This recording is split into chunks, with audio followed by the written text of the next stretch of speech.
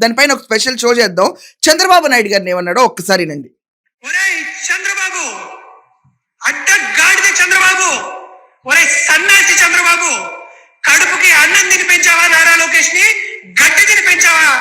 ఒరేయ్ చంద్రబాబు, అడ్డగాడిద చంద్రబాబు, ఒరేయ్ సన్నాసి చంద్రబాబు, కడుపుకి అన్నం తిని పెంచావా నారా లోకేష్ ని? గడ్డి తిని పెంచావా? ఇది కూడా సాక్షిలోనే రెచ్చిపోయి మాట్లాడాడు. ఉరై చంద్రబాబు, కడుపుకు అన్నం తిని పెంచావా లేకపోతే గడ్డి తిని పెంచావా అని చంద్రబాబు నాయుడు గారిని కూడా ఇదే రీతిలో వేసుకున్నాడు ఈ క్యాండిడేట్. ఇది కూడా ఇదివరకు చేసిన వ్యాఖ్యలే, అంటే ఒక 2 ఏళ్ల క్రితం ఓల్డ్ వ్యాఖ్యలు అండి ఇవి. ఇది ఇప్పుడు మళ్ళీ సోషల్ మీడియాలో చక్కర్లు కొడుతుంది. ఇక్కడ బేగం బజార్లో ఇతని పైన కేసు నమోదయ్యి కోర్టు ఇతనికి జ్యుడిషియల్ రిమైండ్ విధించింది. కానీ ఆంధ్రప్రదేశ్లో ఇలా చెలరేగిపోయే ఏ ఒక్కళ్ళు కూడా 41 నోటీస్ ఇచ్చి బయట నడుస్తూ ఉంటారు.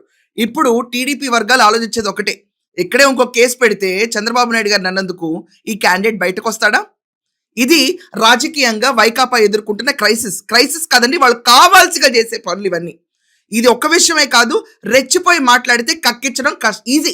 పోలీసులు అనే వాళ్ళు ఒక్కసారి తలుచుకుంటే ప్రాపర్గా చిట్టా మొత్తం బయటకు వస్తుంది.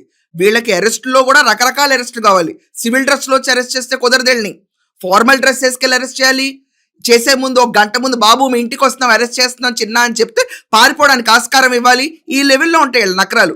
గుంటూరులో ఇతను అరెస్ట్ చేస్తే ఆల్రెడీ నల్లపేట పోలీస్ స్టేషన్కి వాళ్ళు ఇంటిమేషన్ ఇచ్చి వెళ్తే, మీరు పోలీసులో కాదో మాకేం తెలుసు, వెరిఫై చేసుకోవాలని అంటాడు ఆవిడ. ఇంత గొప్పగా మేధావుతనంగా ఉంటాయి. నాకు అర్థం కాని విషయం ఏంటంటే, ఇక్కడ ఈ క్యాండిడేట్ యాదవ్ చేసిన కమెంట్స్ పైన ఇక్కడ బేగం బజార్లో కేసు నమోదైంది.